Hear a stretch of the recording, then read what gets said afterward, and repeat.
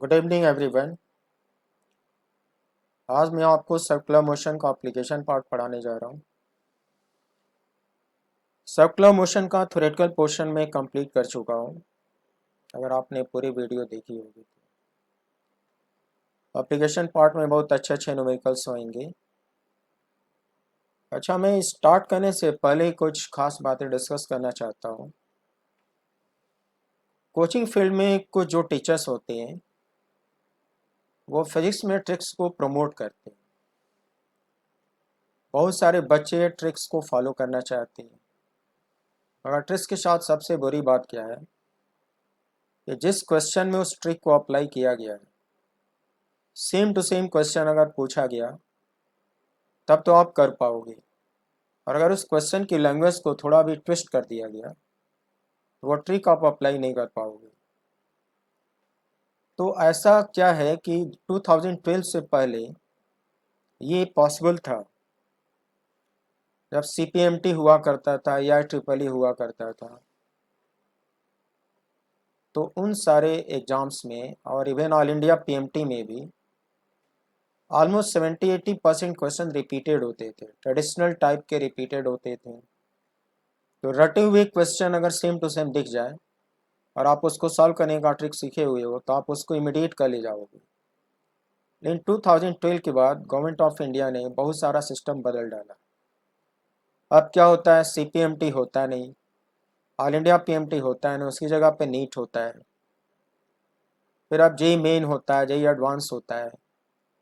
तो ये जो नेशनल कॉम्पिटिशन सेंस के बारे में ये बताना चाहता हूँ कि जेई मेन और नीट, इसमें 80% इनोवेटिव क्वेश्चन आते हैं। मोर देन 80% क्वेश्चन इनोवेटिव आते हैं और 15 to 20% ही रिपीटेड होते हैं।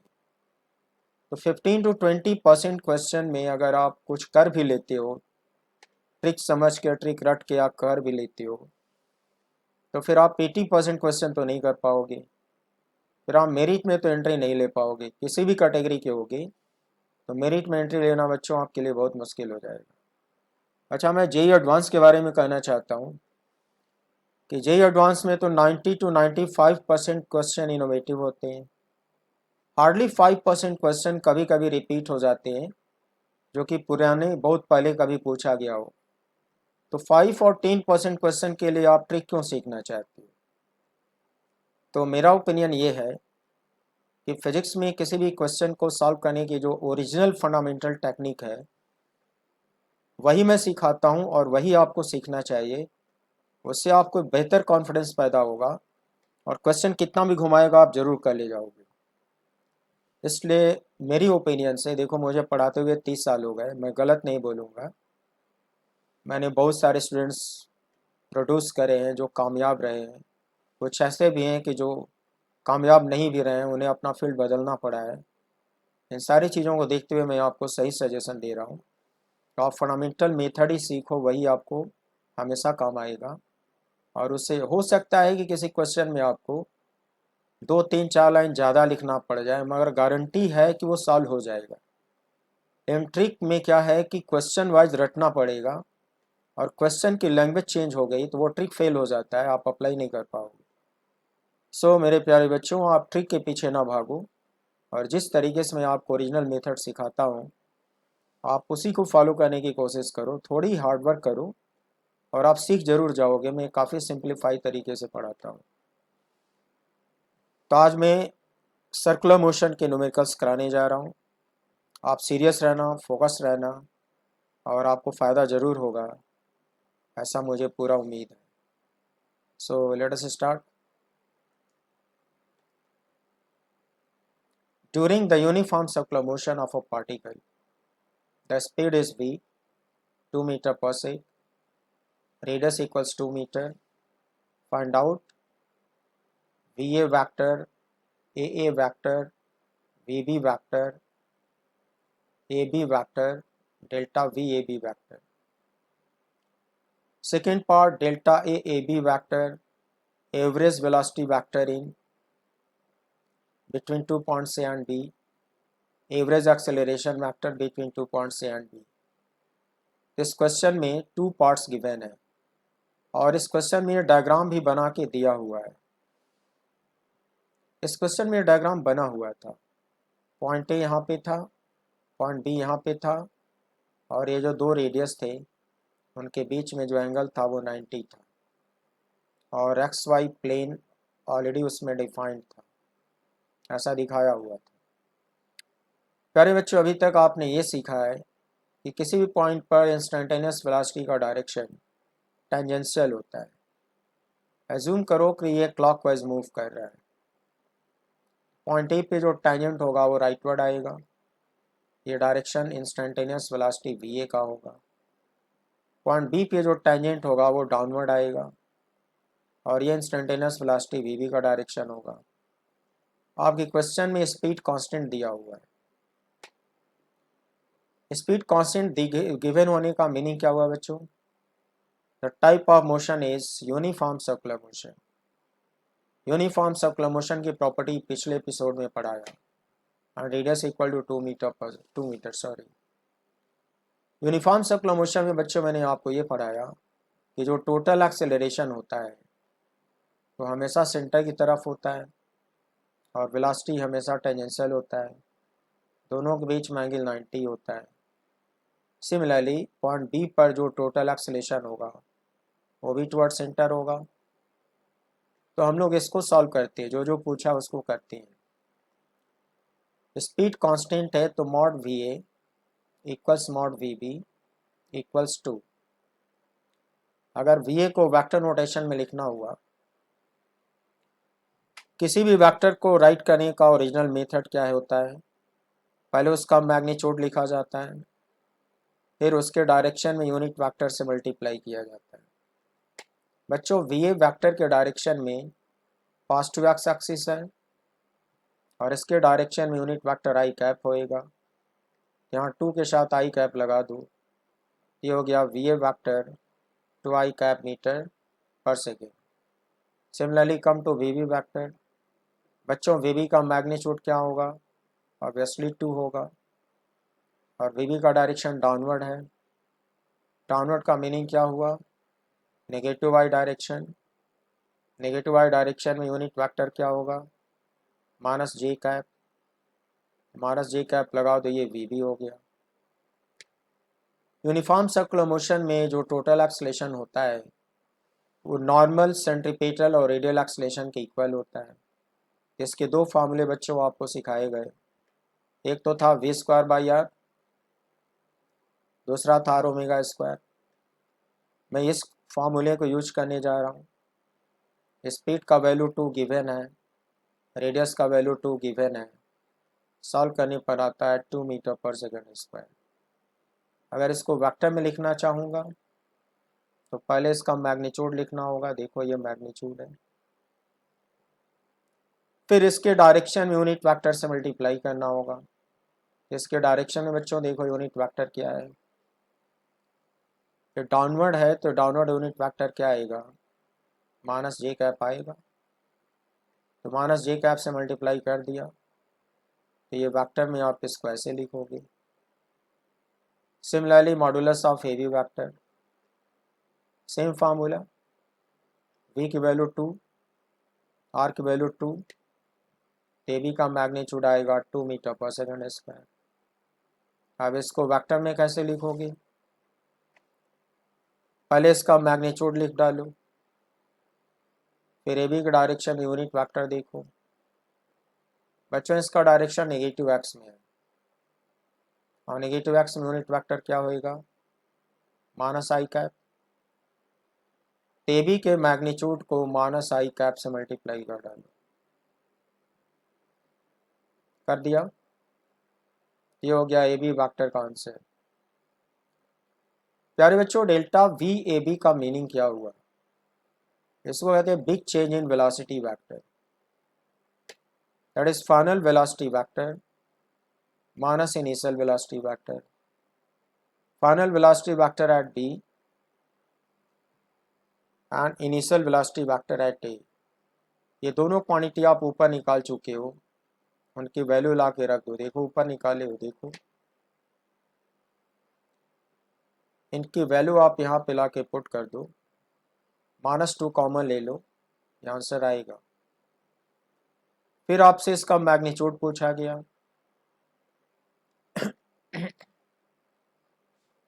किसी भी वेक्टर का मॉड लेने के लिए मेथड क्या पड़ेगा,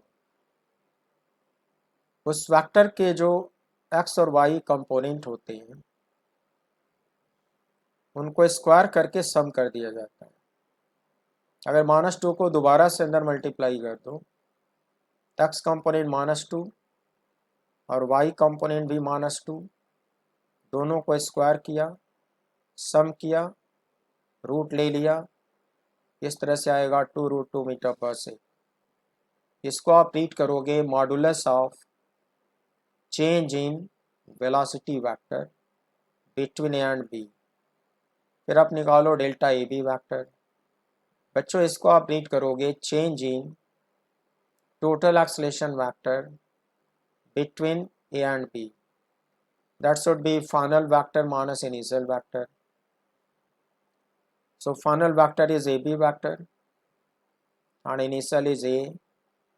इनकी वैल्यू भी ऊपर निकाल चुके हो, देखो AB की वैल्यू -2 निकाले हो, -2i। A का वैल्यू भी निकाल चुके हो, -2j। बच्चों इन दोनों की वैल्यू यहाँ पे रख के सब्ट्रैक्ट कर दो, क्या आएगा 2 इंटू -i प्लस j का। डन। मैग्नीट्यूड पूछा है तो वेक्टर का मॉड निकालना जानते हो, एक्स और वाई कंपोनेंट उठा लो यहाँ से, उनका स्क्वायर करो, सम करो, रूट ले लो, मॉडुलस इतना आएगा। फिर आपसे पूछा है, ये बच्चों सिंबल मैंने पढ़ाया, इसको एवरेज वेलोसिटी वेक्टर बोलते हैं। Average velocity vector between A and B, इसका मैंने फॉर्मूला सिखाया था delta R upon delta T. अब ए बी यहाँ पे स्पेसिफिक है सबस्क्रिप्ट, तो यहाँ भी ए बी स्पेसिफिक सबस्क्रिप्ट लगाना होगा। इसका मीनिंग हुआ कि this is big displacement between A and B divided by total time taken, यह टोटल टाइम टेकन और इट, और ये big displacement between A and B. तब मैं आपको इसको निकालना सिखाता हूँ, डेल्टा आर ए बी कैसे निकलेगा। इनिशियल पॉइंट और फाइनल पॉइंट को स्ट्रेट लाइन से मिला दो, फाइनल पॉइंट के पास एरो बना दो, ये कहलाएगा big displacement vector delta R A B. बच्चों ये वेक्टर न तो एक्स में है न तो वाई में है, ये इंक्लाइंड है, देखो। तब इसको आई कैप जे कैप में कैसे लिखोगे, इसका कंपोनेंट लेना पड़ेगा। अब असली डायग्राम बता रहा है कि एंगल 45 होगा, तो डेल्टा आर ए बी का एक्स कंपोनेंट इस रेडियस के बराबर होगा। सोचो कंपोनेंट लेना आता है तुम्हें, और इस डेल्टा आर ए बी का वाई कंपोनेंट भी इस रेडियस के बराबर होगा, तो इसके दोनों कंपोनेंट तो रेडियस के बराबर होंगे, मगर एरो इसका डाउनवर्ड है, इस वाले कंपोनेंट का एरो राइटवर्ड आएगा और इस वाले कंपोनेंट का एरो डाउनवर्ड आएगा। रेडियस 2 मीटर दिया है, इसका एक्स कंपोनेंट बच्चों कैसे लिखोगे, magnitude 2 into unit vector I cap. Y component कैसे लिखोगे, magnitude 2 into unit vector minus J cap. तो delta R A B vector को आप इस तरह से आई कैप जे कैप में लिख डालो, देखो मैंने लिखा है 2 इंटू आई कैप माइनस 2 इंटू जे कैप। ए से बी तक जाने में जो टाइम लगेगा वो π/2 लगेगा। ये मुझे कैसे पता चला, मुझे पता है कि तुम्हारी इस जर्नी में स्पीड कांस्टेंट है, तो जब स्पीड कांस्टेंट होता है तो सिंपली डिस्टेंस को स्पीड से डिवाइड करने पर टोटल टाइम मिलता है। ए से बी तक जो डेल्टा एस होगा, आई मीन डिस्टेंस, वो लेंथ ऑफ सर्कुलर आर्क होगा। जो डिस्टेंस होता है वो पाथ का लेंथ होता है, ट्रैजेक्टरी का लेंथ होता है, कर्व का लेंथ होता है। ए से बी तक तुम्हारे कर्व का लेंथ क्या है, जरा वॉच करो। ए से बी तक इस रेड कलर की ट्रेजेक्टरी पे चलोगे तो एक क्वार्टर सर्कल कंप्लीट करोगे, देख लो। तो क्वार्टर सर्कल का लेंथ कितना होता है बच्चों, π/2 इंटू आर होगा। ये लेंथ होगा π/2 इंटू आर। तो ये जो लेंथ आएगा π/2 into R and divided by speed, that will give you total time taken, and r is 2, so put here 2, put here 2, and after cancellation we have π/2 second। बच्चों delta T की value आ गई π/2 second, उसको ला के यहाँ पे रख दो। अब ये जो बाई 2 है वो ऊपर चला जाएगा, यहाँ से 2 कॉमन आ जाएगा, तो 2 इंटू 2 4/π हो जाएगा, 4/π इंटू आई माइनस जे कैप हो जाएगा मीटर पर से। ये भी सॉल्व हो गया। ये बच्चों ये जो क्वेश्चन में करा रहा हूँ, ये क्वेश्चन सब पूछे जा चुके हैं। अब किसी कंपटीशन में इसका एक पार्ट पूछा है, किसी में 2 पार्ट पूछा है, किसी में सारे पूछा है। ये सब क्वेश्चन आपको बुक्स में दिखेंगे जब 40-50 ईयर्स का अनसॉल्व पेपर आप करोगे। तो मैं तो आपको टेक्निक सिखा रहा हूँ कि क्वेश्चन करे कैसे जाते हैं। ये सारे क्वेश्चन आपको दिख जाएंगे किताबों में, मैं आपको करना सिखा रहा हूँ, आप इसको सीख लो।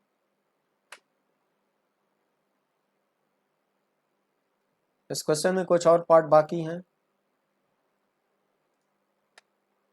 इस क्वेश्चन में कुछ और पार्ट बाकी हैं, इसको आप रीड करोगे।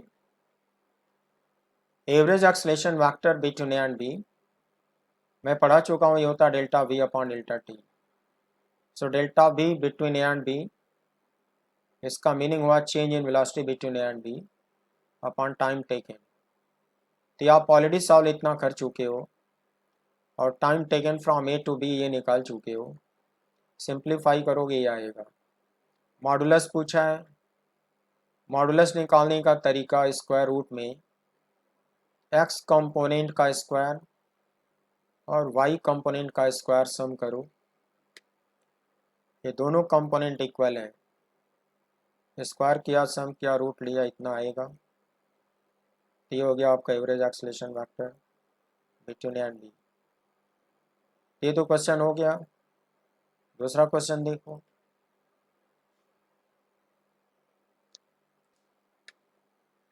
During the uniform circular motion of a particle, the speed is 4 meter per second, radius equals 1 meter. Find out VP vector and AP vector at point P as shown in the diagram. बच्चों आपके question में ये diagram given है। Speed constant है, याद रखो। Radius 1 metre है, वो यूनिफॉर्म सर्कुलर मोशन है। थ्योरी आप ऐसे पढ़े हो, ये एरो लगा के वेक्टर में पूछा है। जब भी क्वेश्चन वेक्टर में बनाए जाते हैं तो पेपर में एक्स वाई एक्सिस पहले से दिया होता है। तो एक्स वाई एक्सिस पहले से दिया है बच्चों, ये मैंने खुद से नहीं बनाया। इवन ये डायग्राम भी पेपर में पहले से बना हुआ है और पेपर में पॉइंट पी को पहले से दिखाया हुआ है, थीटा को 30 डिग्री पहले से दिखाया हुआ है। सिर्फ ये सारा कंस्ट्रक्शन मैंने किया समझाने के लिए। तब आप समझ पा रहे हो, तुम्हारे क्वेश्चन में मोशन है यूनिफॉर्म सर्कुलर मोशन, और मैंने जूम करा है कि एंटी क्लॉकवाइज घूम रहा है। एट अ सर्टेन मोमेंट वो पॉइंट पी पर है, ये उसका रेडियस हुआ, ये थीटा 30 दिया है। तो थ्योरी पढ़े हो बच्चों कि during uniform circular motion total acceleration vector हमेशा सेंटर की तरफ होगा, वेलोसिटी वेक्टर टेंजेंशियल होता है। अगर ये 30 है तो ये भी 30 होना चाहिए, तो ये 60 होगा, तो ये 30 होगा। ये वीपी वेक्टर हो गया, ये एपी वेक्टर हो गया। ना तो ये एक्स वाई में है, ना तो यही एक्स वाई में है, तो बच्चों वेक्टर में कैसे लिखोगे, कंपोनेंट लेना होगा, फिर यूनिट वेक्टर लगाना होगा, इसके भी कंपोनेंट लेने होंगे, यूनिट वेक्टर लगाना होगा। सबसे पहले इनके मैग्नीट्यूड की बात करो। Mod VP is 4, mod AP is V square by R, that is 4 square by 1, 16। दोनों का मॉड पता चल गया। मॉड पता चलने के बाद कंपोनेंट लेना होगा। एक्स वाई को यहाँ पे प्रोजेक्ट कर डालो, VP वेक्टर को यहाँ पे इम्पोज कर डालो, 30 दिखा दो। 30 डिग्री पर इसका वाई कंपोनेंट क्या होगा बच्चों, VP cos 30, और एक्स कंपोनेंट क्या होगा, VP sin 30। मगर देखो ये नेगेटिव एक्स में है, तो इसके साथ यूनिट वेक्टर क्या लगाओगे, माइनस आई कैप। इसके साथ यूनिट वेक्टर क्या लगेगा, प्लस जे कैप। तो VP वेक्टर को लिखने के लिए इसके साथ लगेगा माइनस आई कैप, फिर प्लस के बाद ये लिखोगे, फिर लगा दोगे प्लस जे कैप। तो देखो VP वेक्टर को मैं लिख रहा हूँ 2 इंटू माइनस आई कैप, ये एक्स कंपोनेंट हुआ, और 2√3 इंटू जे कैप, ये वाई कंपोनेंट हुआ। ऊपर से मैच करा लो। अब AP वेक्टर को कैसे राइट करा है जरा ये देख लो। AP का मैग्नीट्यूड है 16,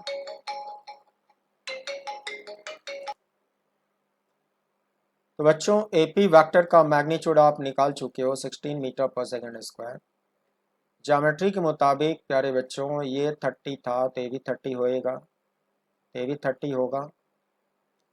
AP वेक्टर का एक्स कंपोनेंट बाईं तरफ होगा, AP cos 30, I mean 16 cos 30, I mean 16√3/2, I mean 8√3, और इसका वाई कंपोनेंट डाउनवर्ड होगा AP sin 30, that is 16 sin 30, 16 into 1/2 that is 8।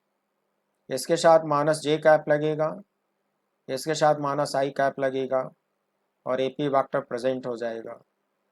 AP vector देखो मैं प्रेजेंट कर रहा हूँ, minus 8√3 I cap and minus 8 J cap. ऊपर ही बताया था ना, माइनस 8 कॉमन ले लिया। Now this is your AP vector done. तो ये क्वेश्चन आपको दिखेगा, तो रिसेंटली 4-5 साल के भीतर ये क्वेश्चन पूछा हुआ है। ये सब बहुत पॉपुलर क्वेश्चन होते हैं, ऐसा कुछ नहीं है कि मैं आपको ऐसी चीज़ पढ़ा दे रहा हूँ जो बहुत डिफ़िकल्ट है, बहुत भौकाली है और कहीं पूछा नहीं जाता है। कुछ लोग मुझे डिफेम करते हैं, जो मेरे राइवल्स टीचर हैं यहाँ पे, जूनियर सीनियर जो भी इलाहाबाद में, मुझे डिफेम करने के लिए कहते हैं वो ऐसा पढ़ाते हैं, बहुत भौकाल बनाते हैं, पूछा नहीं जाता है। ऐसी बात नहीं है। जो बच्चे इतने सालों से पढ़ के अपनी लाइफ बनाए, मेरे से रिजल्ट दिए हैं, उनका रिव्यू आप गूगल पे पढ़ो, आपको रियल बात समझ में आएगी। मैं टू द पॉइंट पढ़ाता हूँ, A to Z पढ़ाता हूँ, इजी क्वेश्चन भी कराता हूँ, टफ क्वेश्चन भी कराता हूँ, और बियॉन्ड द सिलेबस और आउट ऑफ द वे तो कुछ नहीं पढ़ाता। ये रिसेंटली पूछा हुआ है, आपको किताबों में भी दिख जाएगा। सो मैंने आपको पहले मैग्नीट्यूड निकालना सिखाया, फिर एक्स वाई कंपोनेंट निकालना सिखाया, फिर उस कंप्लीट वेक्टर को आई कैप जे कैप में कन्वर्ट करना सिखाया। ये मेरा क्वेश्चन कंप्लीट हो गया। नेक्स्ट क्वेश्चन देखो बच्चों, during the uniform circular motion of a particle, speed is 2 meter per sec, radius is 10, find out modulus of average velocity vector between A and B। देखो बच्चों इस पे एरो नहीं है, ये स्पीड है और ये एवरेज स्पीड है बिटवीन ए एंड बी। फिर इन्हीं दोनों का रेशियो भी पूछा है for the situation shown in the following figure. What it, तो इस क्वेश्चन में ये फिगर गिवन है, पॉइंट ए टॉप पे है, पॉइंट बी बॉटम पे है। पार्टिकल क्लॉकवाइज मूव करता है और बी तक आता है। ए और बी को अगर ज्वाइन किया जाए, बी के पास एरो बनाया जाए, देन ऑब्वियसली इस ग्रीन कलर को, इस एरो को आप डिस्प्लेसमेंट कहोगी, और बिग डिस्प्लेसमेंट को वेक्टर में कैसे डिनोट करोगी, delta R A B vector ऐसे करोगी। मैग्नीट्यूड होगा इसका 2r, डायरेक्शन होगा डाउनवर्ड। Is it? यहाँ से यहाँ तक आने में टाइम कितना लगेगा? बच्चों आपके क्वेश्चन में स्पीड कांस्टेंट है, तो क्लास 9th में बच्चों को पढ़ाया जाता है कि जब भी स्पीड कांस्टेंट होता है तो उसका सिंपल फॉर्मूला होता है स्पीड बराबर distance upon time. Distance upon time होता है बच्चों, जो डिस्टेंस होगा वो इस कर्व का लेंथ होगा और वो सेमी सर्कल होगा। एक्चुअल में वो सेमी सर्कल के बराबर डिस्टेंस चलेगा, जिसका लेंथ होगा पाई इंटू आर। इसको स्पीड से डिवाइड करूंगा, मेरे को टाइम टेकन मिल जाएगा। तो मैं टाइम टेकन बच्चों निकालना सिखाता हूँ। जब स्पीड कांस्टेंट होती है तो उसकी इंस्टेंटेनियस वैल्यू, उसकी एवरेज वैल्यू दोनों बराबर होता है, मगर ये बराबर तभी होगा जब ये क्वांटिटी कांस्टेंट होएगी। यहाँ से डेल्टा टी का फॉर्मूला बना लो, कुछ ऐसा होगा। डिस्टेंस ट्रेवल्ड है पाई आर, पाई आर पान बी से डेल्टा टी आएगा। अब इसमें आर की वैल्यू 10 रख दो, बी की वैल्यू 2 रख दो, डिवाइड कर दो, कितना आएगा? 5 पाई सेकेंड आएगा। तो डेल्टा टी 5 पाई आ गया।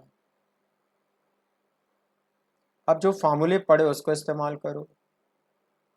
Average velocity vector between A and B, delta R by delta T between A and B, ऐसे पढ़े हो। मॉड चाहिए,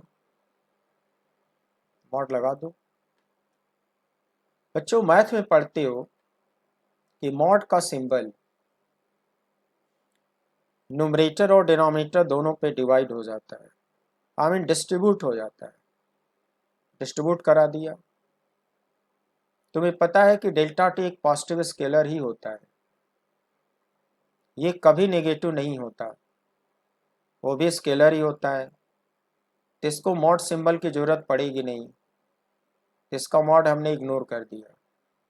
लेकिन ये वेक्टर है तो इसको मॉड की जरूरत पड़ेगी। डेल्टा आर का मॉड ऊपर डायग्राम में कितना दिख रहा था? 2r। मॉड मतलब इसका लेंथ, 2r लिख दिया, डेल्टा टी से डिवाइड किया। अब इन दोनों की वैल्यू यहाँ सब्सटीट्यूट कर दिया। So radius is 10 and delta t is 5 pi. After cancellation comes out 4 by pi meter per second. Done. अब आप निकालो बच्चों average speed between A and B. तो एवरेज स्पीड सिखा चुका हूँ, delta S by delta T होता है between A and B. Between A and B distance कितना होगा बच्चों? पाई आर होगा। डेल्टा टी निकाल ही चुके हो, पाई पाई कट हो गया, इतना बचा। रेडियस की वैल्यू 10 रख दो, डिवाइड कर दो, 2 आएगा। डन। अब इन दोनों का रेशियो पूछा है, उनकी वैल्यूज ला के रख दो, आंसर आएगा 2 बाई पाई से आंसर। ये यूनिट लेस होगा बच्चों, क्योंकि ये भी मीटर पर सेक होगा और ये भी मीटर पर सेक होगा, यूनिट दोनों का कैंसिल हो जाएगा। तो 2 बाई पाई का कोई यूनिट नहीं होगा, ये भी हो गया। नेक्स्ट क्वेश्चन देखो बच्चों, नेक्स्ट क्वेश्चन देखो। अभी मेरे पास वैरायटी बहुत है। इस क्वेश्चन की स्टोरी है, ये बेसिक क्वेश्चन एरोडो का है और ये बहुत पहले एम्स पीएमटी में पूछा है, उससे पहले आरटीजेई में पूछा है, उसके बाद ये रूरकी यूनिवर्सिटी पहले हुआ करता था उसमें पूछा है। तो ये कई बार रिपीट हुआ है तमाम कॉम्पिटिशन्स में। ये सब क्वेश्चन आज भी पूछे जाते हैं, इसलिए मैं आपको सिखा रहा हूँ। So during the circular motion of a particle, the distance travelled along the circular arc is given as a function of time t। इसको रीड करते हैं, distance S as a function of time T equals kt square, where t is instantaneous time. This is called reading of a stopwatch, and k is a positive constant. Radius of the circle is r. Find at in terms of t, n in terms of t, and a in terms of t. Look बच्चों, पिछले episode में सिखाया, you must know during circular motion it is called magnitude of tangential acceleration. This is called magnitude of normal acceleration, and this is called magnitude of total acceleration. तीन सबके फार्मूले derive कर करके मैंने दिखाए. आज वक्त आ गया है कि रटे हुए फार्मूले इस्तेमाल करो. So S as a function of time is kt square. बच्चों स्पीड का फॉर्मूला सिखाया हूँ ds/dt. एस की वैल्यू ब्रैकेट में ला के रख दो, टी में डिफ्रेंशिएट करो, then you have 2kt. So v as a function of time t is done. at का फॉर्मूला मैग्नीट्यूड में सिखाया हूँ, d/dt in scalar form. Time derivative of speed is called at. इसको dt आप v लिख सकते हो, v की वैल्यू ब्रैकेट में लिख डालो, डिफ्रेंशिएट करो, यह आएगा 2k. 80 का मॉड आ गया 2k, तो आंसर हो गया. फिर बच्चों एन का फार्मूला क्या सीखे हो? देखो बच्चों, ये कॉन्वर्टिस वॉल्यूम 2 से पढ़ा रहा हूँ. एन को तीन तरह से बोला गया था: radial acceleration, centripetal acceleration, as well as normal acceleration. And this was first formula, v square by r. Now you put the value of v. v रख दिया, स्क्वायर किया, r से डिवाइड किया, this is done. Total acceleration आपको क्या पढ़ाया हूँ? This was resultant of at and an, and they are always perpendicular. Since these two are always perpendicular, so using parallelogram law you will have only two terms. ये भी मैं पहले सिखा चुका हूँ. अब at और n की वैल्यू यहाँ ला के रख दिया, स्क्वायर किया, रूट लिया, इसको कॉमन निकाला, इतना बचेगा. यह आ गया टोटल एक्सेलरेशन. प्यारे बच्चों, ये क्वेश्चन तुमको रोडो में दिख जाएगा और ये सभी कंपटीशन में बारी बारी से पूछा हुआ है. इसलिए मैं रोडो की वकालत करता हूँ कि जनरल कैटेगरी के बच्चों को गुड रैंक लेने के लिए ये रोडो के 40% क्वेश्चन लगाने ही पड़ते हैं. One more question. Instantaneous speed of a particle during its circular motion is given as this, where k is a positive constant, t is instantaneous time, radius is r. Find at, n and a in terms of distance traveled s for distance traveled. If at t equals 0, s equals 0. बच्चों, math की language में इसको boundary condition बोलते हैं. इसका meaning होता है कि जिस मोमेंट पर आपने स्टॉप वॉच स्विच ऑन किया, उस मोमेंट पर आपकी गाड़ी में लगा हुआ पार्टिकल, कोई गाड़ी मान लो, कोई टू व्हीलर मान लो, फोर व्हीलर मान लो, राइट. तो जिस मोमेंट पर स्टॉप वॉच स्विच ऑन किया, उस मोमेंट पर ओडोमीटर का रीडिंग 0 था. तुम्हारी गाड़ी में ओडोमीटर लगा होता है, ओडोमीटर का रीडिंग डिस्टेंस बताता है. उस वक्त ये रीडिंग 0 था, ऐसा वो बोला है. ये सारी क्वांटिटी इस बार इन टर्म्स ऑफ एस कैसे निकालोगी? शुरू करो. Given that v equals 2kt, you know this formula, mod it is dv/dt, differentiate to get you 2k. You know this formula, n is v square by r. Put the value of v, take square by r, this is 1. ये answer क्यों नहीं हुआ? क्योंकि ये t में मिला है, इसको s में कन्वर्ट करना पड़ेगा. Then you know this formula, speed is ds/dt, v is 2kt. Doing cross multiplication, ds equals this, integrate, and this condition was given when time reaches 0, s reaches 0, you must say this is lower limit. जब हम formula create करते हैं तो upper limit को variable notation में दिखाते हैं. T variable T and year S variable S, क्योंकि मेरे को इन दोनों में फार्मूला बनाना है. So integral D S is S, 2k is a constant taken out, t dt integral is t square by 2. Look this, put limit, upper limit minus lower limit, here also upper limit minus lower limit, then we have s equals kt square, equation number 2. From equation 1 and 2, अब तुम क्या करो बच्चों, यहाँ से यहाँ तुमको T square की वैल्यू प्लेस करनी है. बच्चों यहाँ से टी स्क्वायर की वैल्यू एस बाई के आएगा. देखो, तो टी स्क्वायर की वैल्यू एस बाई के रखते हो तो के स्क्वायर तो के से कट जाएगा और एस बचेगा. फाइनली कटने के बाद इतना आएगा. कर लो, 10 का आंसर आएगा 4k s by R. This is your final answer in terms of s. Then you know this formula, total acceleration under root 8 square plus n square. Now you put the value of 80 and put the value of n also. 2k is common to get you this. So this is final answer for total acceleration. तो जो theory पढ़े हो देखो बच्चों, वो कैसे यहाँ इस्तेमाल हो रहा है. अगर फार्मूले ठीक से समझे हो, उनको लर्न करे हो, तो न्यूमेरिकल तो लग जाएंगे, कोई प्रॉब्लम नहीं होगी.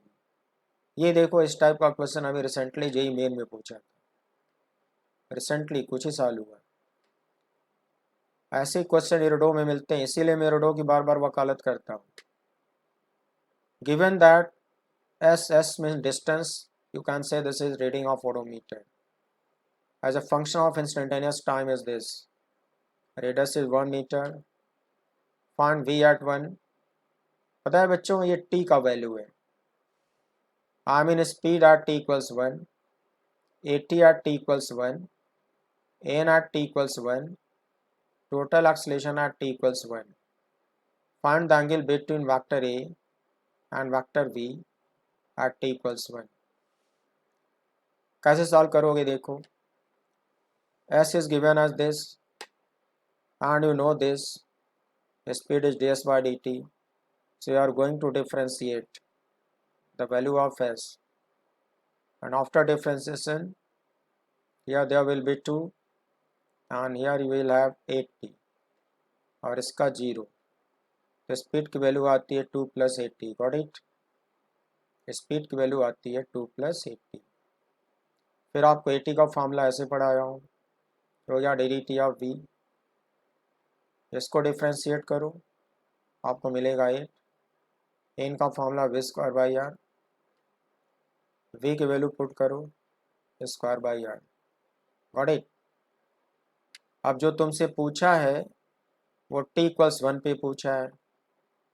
Got it. तो तुम क्या करो, t = 1 इस्तेमाल करो. स्पीड का ये फॉर्मूला डिराइव करे हो. यहाँ t को 1 लिख दो, तो स्पीड आएगा 10. 1 सेकेंड पर स्पीड आएगा 10. 80 के इस फार्मूले में यहाँ रखो 10, सॉरी ये है ना फार्मूला. अच्छा बच्चों, 80 तो कांस्टेंट ही आया है. 80 तो t पे डिपेंड ही नहीं करता.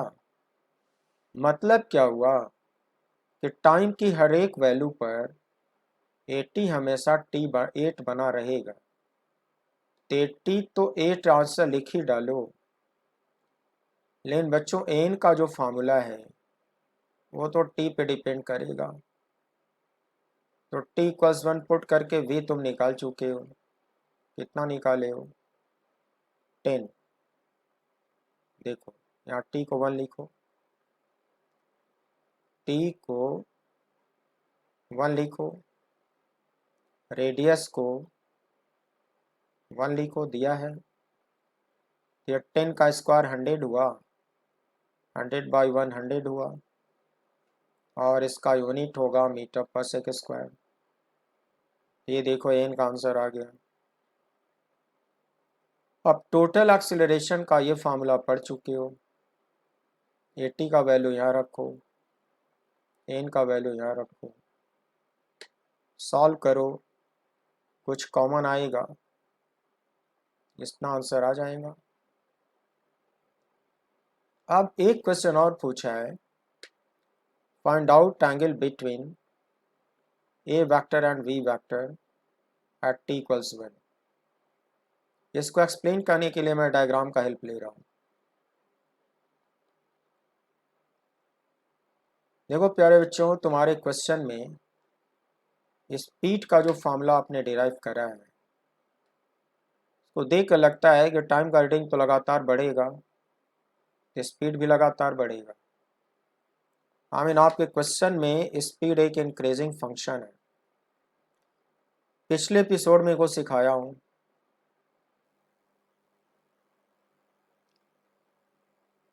कि जब स्पीड इंक्रीज होता है, AT vector becomes parallel to V vector. Revise कर लेना। माना कि t=1 सेक पर पार्टिकल यहाँ तक आ चुका है, इसको रेफरेंस लाइन दिखा दो, इसको रेडियस दिखा दो, इस एंगल को थीटा दिखा दो, एंटी क्लॉकवाइज ओमेगा दिखा दो, और ये पार्टिकल का कोऑर्डिनेट हो गया पोलर कोऑर्डिनेट, ये हो गया ई थीटा कैप का डायरेक्शन टेंजेंशियल, ये हो गया ER cap radially outward. Velocity vector E theta cap के पैरेलल होता ही होता है। और अभी अभी ये वाला कॉन्सेप्ट लगा दो कि AT vector will be parallel to V vector because speed is increasing. Got it? And you know that n vector is always towards center. दिखा दो। एक पैरेललोग्राम कंप्लीट करो, and the diagonal passing through this intersection point, this will represent what? Total acceleration vector. यहाँ पे time का reading 1 second मान लिया हूँ, तो 1 सेकेंड पर टोटल एक्सेलरेशन और वेलोसिटी के बीच में एंगल बच्चों कितना हुआ? 5 हुआ। इस ट्रायंगल में tan phi निकालो। So tan phi is height upon base and height is modulus of n and base is modulus of 80। इसी डायग्राम का फायदा उठाते हुए tan phi निकालो, यहाँ से tan phi is mod n upon mod 80 निकालो। Look, tan phi is mod n upon mod 80 and you have already done it 12.5, so phi equals tan inverse 12.5। this is your final answer। चार option में ऐसे दिखेगा, नहीं दिखेगा तो इसकी value वो लोग लिख के देंगे, तो लिख के देंगे तो तुम अपना देख लेना, डिग्री विग्री में लिखा होगा तो लिख लेना, नहीं तो फिर ऐसे ही ऑप्शन लिखा होगा। One more question, for the circular motion of a particle given at equals 40 square, at t equals 0, v equals 0, this is called boundary condition, and radius is 1 meter, it's a constant। Find v at t equals 1, find at at t equals 1, find n at t equals 1, total acceleration at t equals 1, find the angle between a vector and v vector at t equals 1। got it? What is given? It is given। देखो हर question नए नए तरीके का होगा, लेकिन जिसने इस analysis को डिटेल में मुझसे पढ़ा है वो जरूर कर ले जाएगा, जो रट्टा मारा होगा वो तब भी फंस जाएगा। अब ये नए तरह का क्वेश्चन है, 80 गिवन है तो ये सारी चीज़ें मिलेंगी कैसे, तो मैं सिखाता हूँ। 80 को लिखते हो dv/dt, you know this, written as 40 square, doing cross multiplication like this, then integrate, put proper limit. This was given when t was 0, v was 0, and when t is 1, v is v. क्यों ऐसा कर रहा हूँ? मुझसे पूछा है find speed at t equals 1. देखो, तो t का अपर लिमिट 1 लिखो और v का अपर लिमिट v लिखो, क्योंकि यह नोन है. dv का इंटीग्रल v हुआ, 4 taken outside, t square dt का इंटीग्रल t क्यू बाई 3 हुआ. Put limit here, upper limit minus lower limit, upper limit minus lower limit. Is it? So you will have v equals 4 by 3. V equals 4 by 3. Got it? So v at t equals 1 is 4 by 3 meter per second. Is it? ये देखो ये आ गया. फिर तुम्हारे से पूछा 80 at t equals 1, है ना? 80 at t equals 1 और 80 का फॉर्मूला गिवन, खाली यहाँ t की वैल्यू पुट कर दो. How much? 1. To get to this, ये भी आ गया. फिर पूछा ए ना t इक्वल्स 1, 10 का फॉर्मूला पढ़े हो v square by R, but कौन सा v? जो t इक्वल्स 1 पे होगा, क्योंकि ये भी तो t इक्वल्स 1 पे ही पूछा है. तो v आर t इक्वल्स 1 की वैल्यू रखो. We have done this. Make square, radius की वैल्यू रखो. This will give you 16/9. Total acceleration at t equals 1. Obviously you know this, under root 8 square plus n square. But all these quantities will be taken at t equals 1, t equals 1. And we have already done it. Put their values, simplify to get this. Second part. At t equals 1, angle between A and B. थोड़ी देर पहले ऊपर तुमने ये formula फिर से revise किया है कि phi equals tan inverse n upon 80, लेकिन ये वैल्यूज t इक्वल्स 1 पे लेना होगा. Now this is given as this and this is given as this. Cancel वैंसिल करा लो, इतना आ जाएगा. तो आपने 5 ही निकाल लिया. तो क्वेश्चन तो लग रहे ना, मगर बेटा डरेगा वो नहीं जो पूरे एनालिसिस की प्रैक्टिस किए होगा, लेकिन जो बिना समझे रटा होगा ना वो बार बार फंसेगा. मेरी बात को गठिया लो, मैं झूठ नहीं बोलता, मैं अपने एक्सपीरियंस से ये सारी बातें बोलता हूँ. जो एनालिसिस पे अच्छी पकड़ बनाएगा उसको ये सब करने में बहुत आसानी होगी. तो आपने देखा मैंने सर्कुलर मोशन पे कितने अच्छे अच्छे क्वेश्चन आपको कराए. अब मेरे पास जनरल कर्विलिनियर मोशन के ढेरों क्वेश्चन है. तो general curvilinear motion 2 dimensional motion का थर्ड पार्ट होगा.